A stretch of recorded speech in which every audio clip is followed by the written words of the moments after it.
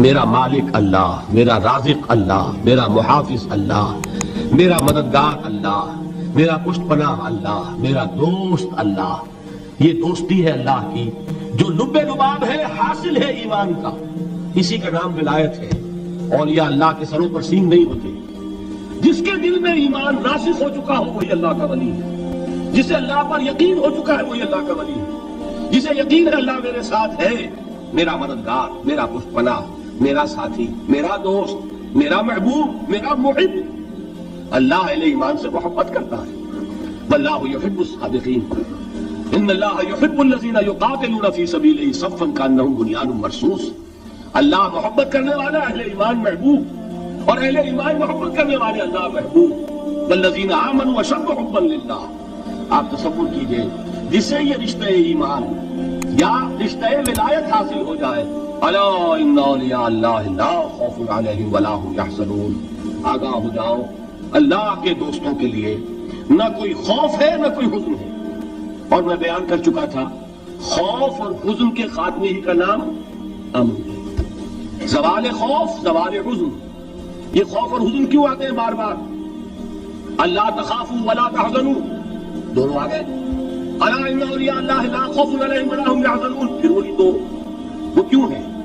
خوف ہوتا ہے کسی مستقبل کی بات کا، یہ نہ ہو جائے، وہ نہ ہو جائے، یہ نقصان نہ پہنچ جائے، یہ تکلیف نہ ہو، یہ غضب نہ آ جائے. خوف ہے مستقبل سے. حزن ہے یہ کیوں ہوا، یہ نہیں ہونا چاہیے تھا، یہ میرا فلاں چیز میرے ہاتھ سے جاتی رہی ہے، فلاں موقع نکل گیا، اور بیٹھے ہوئے ہیں اندر ہی اندر کوڑ رہے ہیں، صدمہ ہے اور رنج ہے.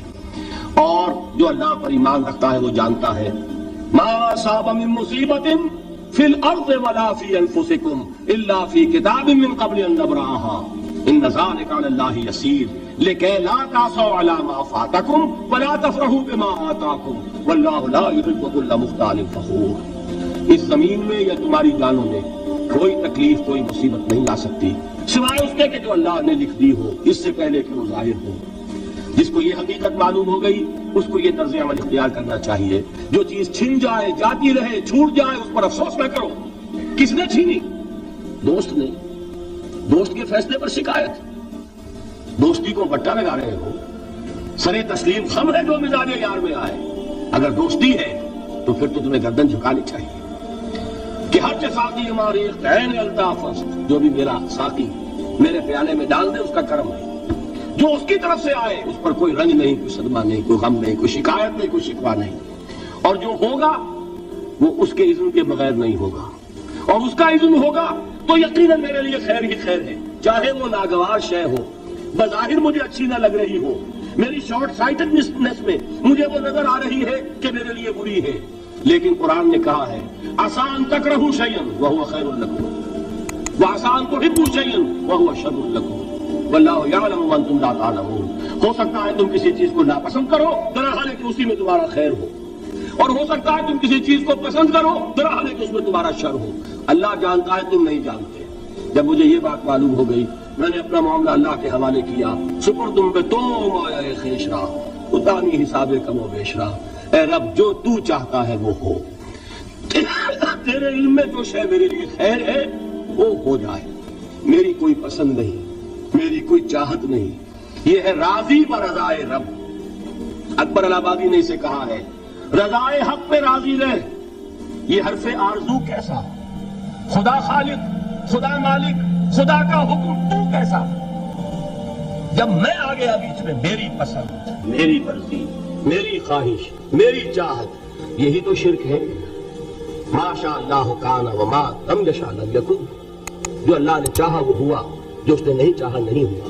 اختیار اس کا ہے، میرا تو نہیں. رضائے حق پہ راضی رہے، یہ حرف آرزو کیسا؟ خدا خالق، خدا مالک، خدا کا حکم تو کیسا؟ اقبال نے اسے کہا ہے فارسی میں. اب آپ کہیں اس کا ترجمہ بھی کرو تو وہ مجھے ذرا اس وقت کچھ بہت ہی بدذوقی کسی بات نظر آئے گی. جائیے پوچھئے کسی سے جسے فارسی آتی ہو. برو کشید ز پہ جا کے ہست بود مرا چوک دہا کے مقام رضا کشود مرا. مجھے تو تمام پیچ و خم سے نکال دیا اس مقام رضا نے. میں راضی برضائے رب ہوں، جو فیصلہ اس کا میں اس پر راضی. تو کہاں کا حزن اور کس کا خوف؟ یہی زوال حزن اور زوال خوف، یہی ہے امن، یہ نتیجہ ہے ایمان کا. تو جان لیجئے یہ ہے لب لباب، یہ ہے حاصل ایمان کا. یہ ہے تو ایمان ہے، یہ نہیں ہے تو ایمان نہیں.